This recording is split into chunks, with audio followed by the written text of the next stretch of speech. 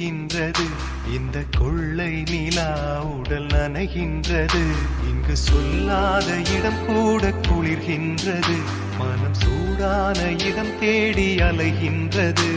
நதியே